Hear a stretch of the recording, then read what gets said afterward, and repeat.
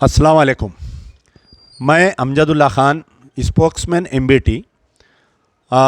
जैसा कि आप लोग जानते हैं कि दारुल अमान चंचलगुड़े पर जो प्रजा दरबार चलता है, रमज़ान का आज 5वां रोज़ा है और तकरीबन रात के 1 बज रहे हैं और हम कुछ ही देर में जो है 6वें रोज़े की तैयारी करेंगे।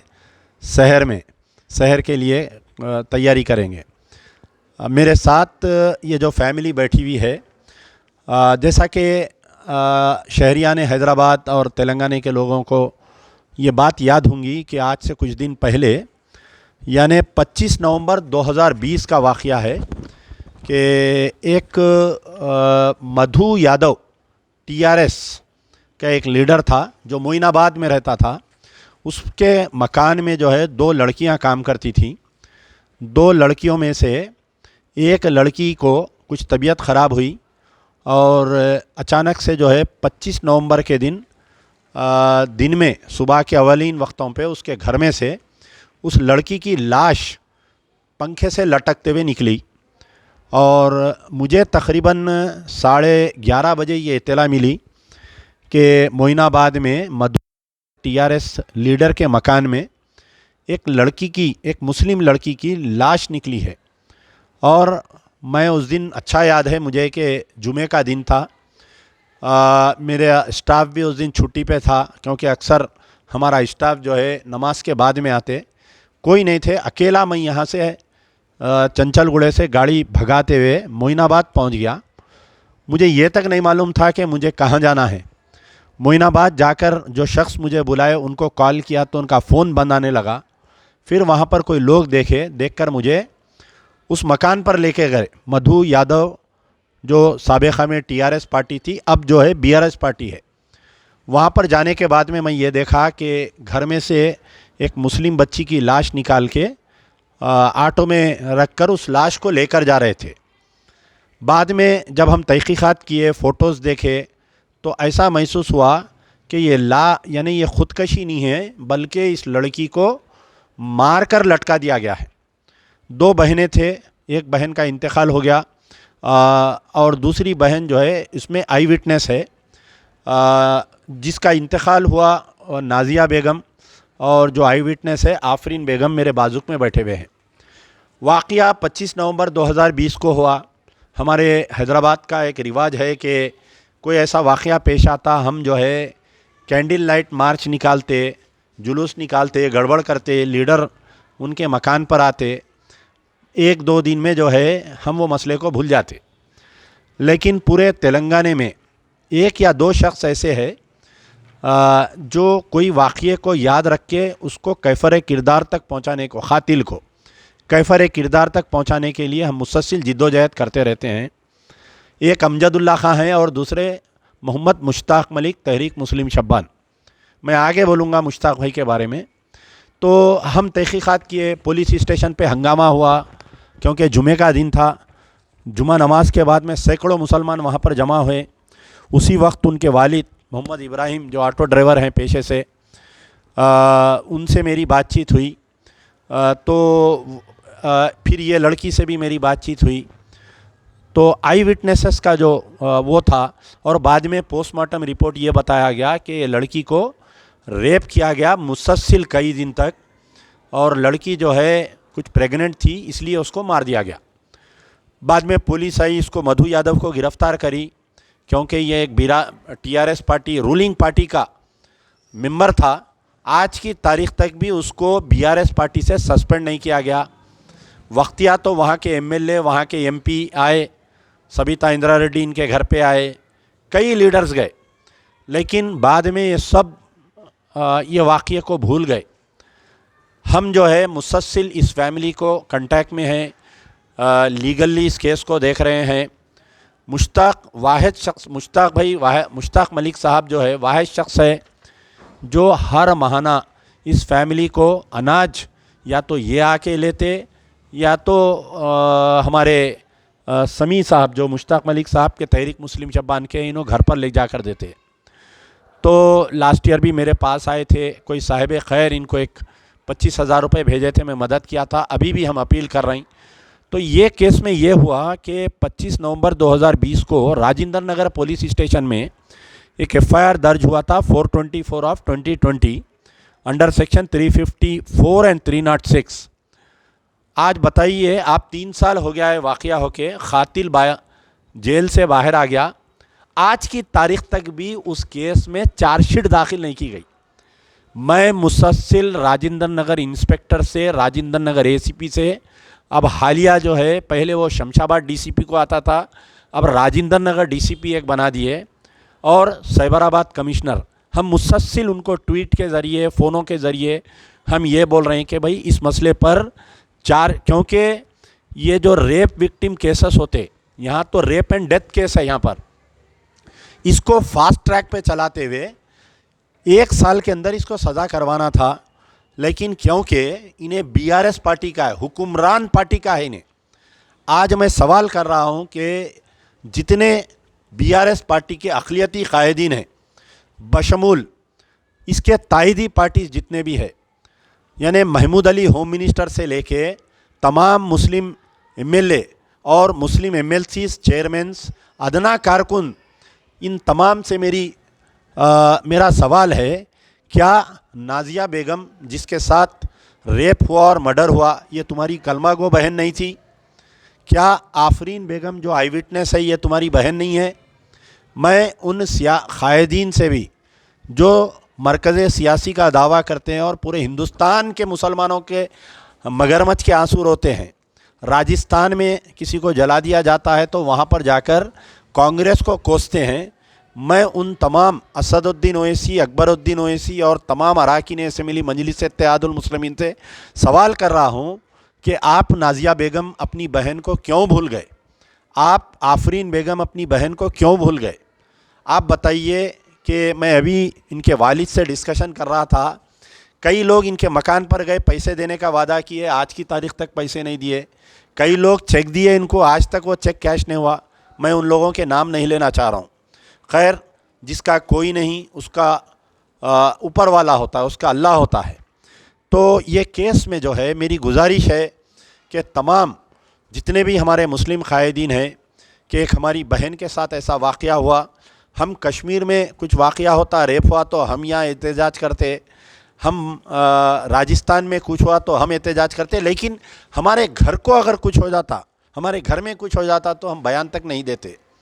तमाम वो उलमा मशाइखीन जो केसीआर को एक सेकुलर सीएम बोलकर इलेक्शन में उनकी तायीद करे थे, मेरी उनसे आज सवाल है, क्या ये नाजिया बेगम अपनी मिल्लत की बहन नहीं थी, बच्ची नहीं थी? बताइए, आप लोग जाके तायीद करें ना।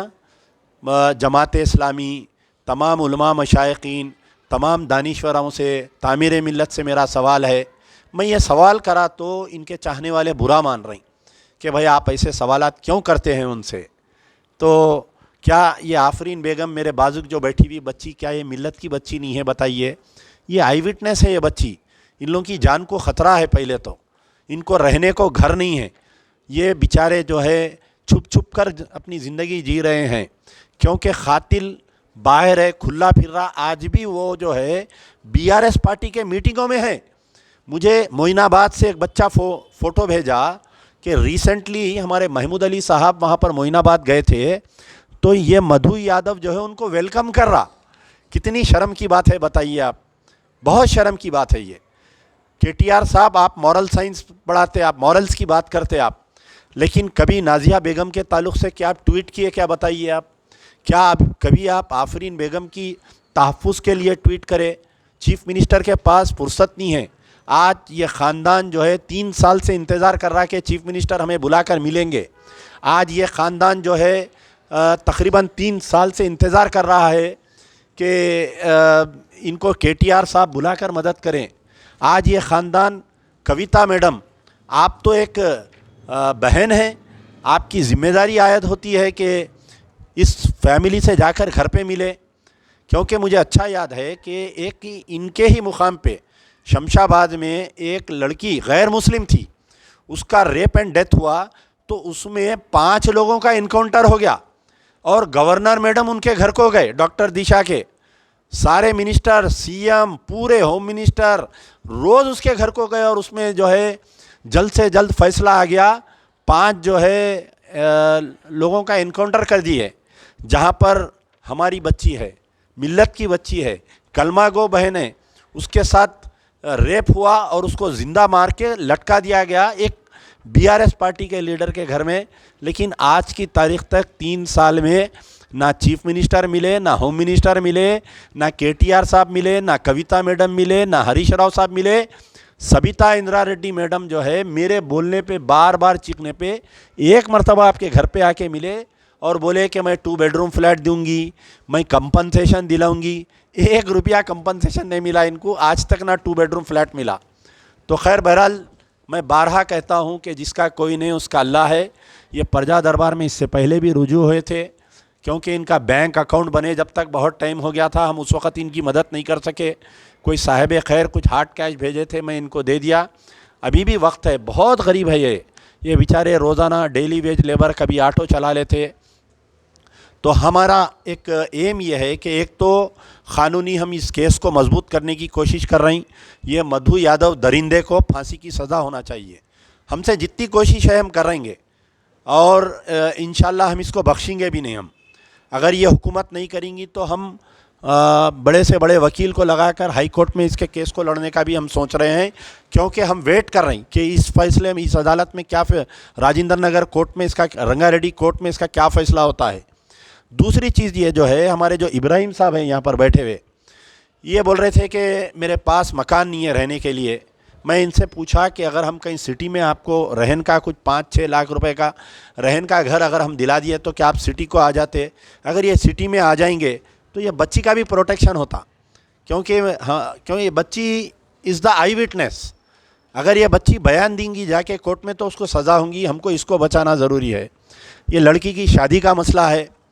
अभी तक यानी 3 साल से बाप इंतज़ार कर रहा, पयाम ढूंढ रहा कि कोई अच्छा बच्चा मिला तो शादी करूँगा। एहतजाज करने तो बहुत नौजवान आते, लेकिन ऐसे केसेस में हाथ पकड़ने के लिए कोई नहीं आते। और हम चाहते हैं कि इनको कोई एक ऑटो दिलाए। यानी अब नया ऑटो बोले तो 5-6 लाख रुपए का होता, उतना तो हम नहीं कर सकते। अगर कोई सेकंड हैंड ऑटो जो 2019-20 का है, तकरीबन 3-3.5 लाख में वो ऑटो आता। हम इनको जो है 50,000 से 70,000, 1 लाख रुपए अगर वो दिए तो बाद में EMI इन्हों बन लेते बोल रही। 6-7 हज़ार रुपये जो EMI आता, मैं वो बन लेता हूँ बोल रही। तो इनका गूगल पे नंबर है 9391107381 इनका नंबर है। मैं बार बार कह रहा हूँ कि जिसका कोई नहीं उसका खुदा है, और जिसका इस दुनिया में कोई नहीं है, यानी इस हैदराबाद में कोई नहीं है, प्रजा दरबार उनका है। तो ये जो मेरे डोनर्स है, मेरी दर्दमंदाना अपील है कि इस फैमिली को आप मदद करिए।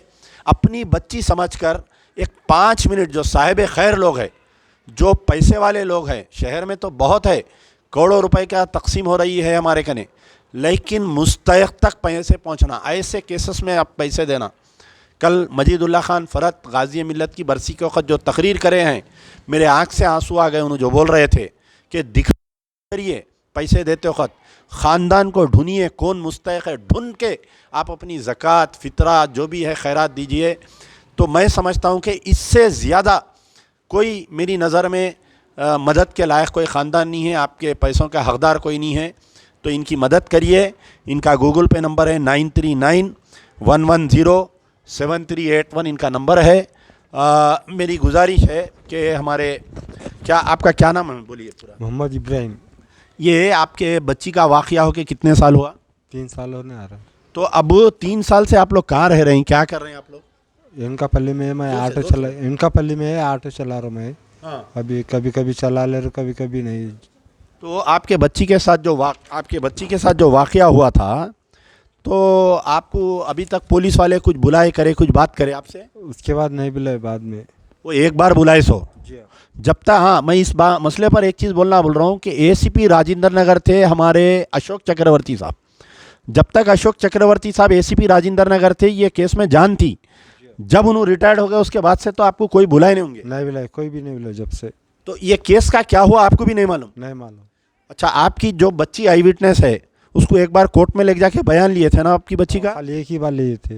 अच्छा, जिस वक्त वाक़या हुआ था 25 नवंबर 2020 को, कई लीडर आपके घर पे आए, कई लोग वादा करे, सबिता इंदिरा रेड्डी मैडम आए, बोले मैं आज भी मेरे कने वो वीडियो है कि मैं 2 बेडरूम फ्लैट देती हूँ आपको बोले, हाउस साइड पट्टा देती हूँ बोले, हमारे कोई लीडर ला के चेका भी दिए आपको, आप खुद बोले कि वो चेका आज तक कैश नहीं हुए बोल के, कोई आके बोले कि मैं 1 लाख रुपए दूंगा बोले। तो आपको ये लीडरों से कुछ मदद पहुंची? नहीं पहुंची। 1 रुपया भी नहीं पहुंचा? नहीं पहुंचा। खाली मुश्ताक मलिक साहब आपको महीने को अनाज दे रहे हैं? जी हाँ। इतना ही है? जी हाँ। तो अब आप जो है, अब जो भी साहिब खैर ये वीडियो देख रहे हैं, तो आप क्या मदद चाह रहे हैं उनसे?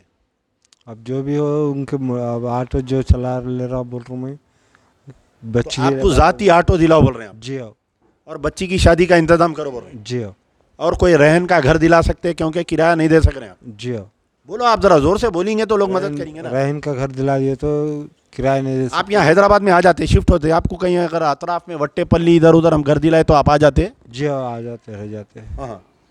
तो अब इस दरमियान में आप भी वही मुकाम पे रह रहे हैं, उन्हें भी वही मुकाम पे, कोई आपके साथ धमकी वगैरह कुछ आया क्या? नहीं, उधर तो नहीं हो रहा अभी तक कुछ नहीं हुआ? नहीं हुआ। ठीक है। अम्मा, आप जो है क्योंकि आप खुद आपकी बहन के साथ वो मकान में रह रहे थे, जी हाँ। कुछ वाक़ई आप रिकलेक्ट कर सकते हैं कि क्या हुआ था, क्या है बोल के? इतना वो नहीं है हमारे कि उन्होंने लेके गए थे ऐसा। हाँ, जोर से बोलो माँ। उन्होंने लेके गए थे, काम है बोल के बुला लेके जाके फिर सुबह में देखे तो क्या फांसी डाली हुई थी। नहीं बोले तो शाम में आपकी बहन, आप लोग कहाँ हैं? वहाँ नीचे सेलार में सोते थे आप दोनों बहना? तो आपकी बहन को लेके उन्हें ऊपर गया, उन्हें दूसरे दिन सुबह में ये बच्ची को ऊपर लेके जाने के कितनी देर के बाद में आपको मालूम हुआ कि वहाँ लाश लटकी हुई है? अंधेरे से 4 बजे। 4 बजे रात? जी। तो अब जो है आपको एक मरतबा ले जाके अदालत में बयान कराए थे वो लोग, हो उसके बाद में पुलिस वाले नहीं बुलाए अभी तक? नहीं बुलाए। अभी तक नहीं बुलाए? नहीं बुलाए। अब जिस वक्त वाक़या हुआ था वो पुलिस स्टेशन पे बहुत लोग लीडर आए, कई लोग बाद में भी आपके मकान पे आए, मदद करते, बोले कुछ मदद करे आपकी? नहीं करे अभी तक कुछ नहीं करे अभी। आपको जुमला कितने बच्चे हैं आपको? जुमला 5 बेटियां 2 बेटे थे। 5 बेटियां हैं? जी हाँ। माशाल्लाह, 5 बेटियों, अब एक बेटी चले गई, 4 बेटी। अब 4 बेटियां हैं। ये 2 बेटियां जो है आपके पहली अहलिया जिनका इंतकाल हो गया उनके थे, दूसरी अहलिया से आपको 3 बच्चे, उनका भी इंतकाल हो गया। ये बेचारों के साथ एक अफसोस बात यह है कि इनकी जो पहली अहलिया थे तो उनसे 2 बच्चियां थे, अब ये एक बहन है, उसमें एक बहन का इंतकाल हो गया, और दूसरी अहलिया से तकरीबन 3 बच्चे, उन्होंने भी बीमार रह के इंतकाल हुआ। ये वाक़ये के बाद में इंतकाल हुआ ना आपकी अहलिया का? जी हाँ। तो बहरहाल बहुत ही दरमंदाना अपील है कि आप अमजदुल्ला, अल्लाह से दुआ है कि अल्लाह ताला अमजदुल्ला खां की लाज रख ले, क्योंकि बहुत ज़िम्मेदारी से इस केस को मैं रिव्यू करते रहता हूँ, हर हफ्ता रिव्यू करते रहता हूँ। हमारे समीमिया की मैं बहुत शुक्रगुजार हूँ कि ये बेचारे जो है जब भी मेरे से मिलते हम दोनों इस केस के बारे में डिस्कशन करते, तो क़ानूनी कोई मदद भी नहीं मिल रही हमारे को ज़्यादा इसमें, ताकि हम जो है ये केस को स्पीड अप कराने के लिए कहीं हाई कोर्ट में या सुप्रीम कोर्ट में पिटीशन डालना बोल के। और एक दूसरी चीज़ क्या है कि कोई माली मदद नहीं कर रहे हैं इसमें हमारी। बहुत अफसोस की बात है, कौम का यह हाल है। देखिए आप कि एक बच्ची, एक मिल्लत की एक बच्ची के साथ इतना बड़ा वाक़या पेश आया, और हमारी मरकज़ सियासी बोलिए, हमारे होम मिनिस्टर साहब बोलिए, कोई पुरसाने हाल नहीं है इसमें। मैं जब बोलता हूँ तो लोग मुझसे चिढ़ते हैं कि आप बार बार ऐसा क्यों बोलते हैं, आप तनकीद करते हैं, आप बेवाकार होना रोते हैं बोल रहे हैं। एक मेरे को एक जना आज कमेंट कर रहा है कि भाई आप बेवाकार होना। अरे मेरे भाई, ये बेवाकार होना नहीं है, ये जो बच्ची मर गई वो मेरी बच्ची थी, ये बच्ची जो आई विटनेस है वो मेरी बच्ची है। अगर तेरी बच्ची के साथ ये होता तो तू बोलता था क्या ऐसा बोल? तो ये मेरा सवाल है। खैर, मैं तनकीदों से डरता नहीं, मैं एतराज़ात से रुकता नहीं। अल्लाह पर भरोसा है कि अल्लाह ताला इनकी मदद करेंगे। उसको, उस जलील कमीने मधु यादव को हम फांसी की सज़ा दिलाए, जब तक लड़ेंगे, और 10 साल लड़ेंगे हम इंशाल्लाह, लेकिन उसको फांसी की सज़ा दिलाएंगे। लेकिन माली मदद की जो ज़रूरत है, आप लोग मदद करिए। यार जिंदा सोबत बाकी।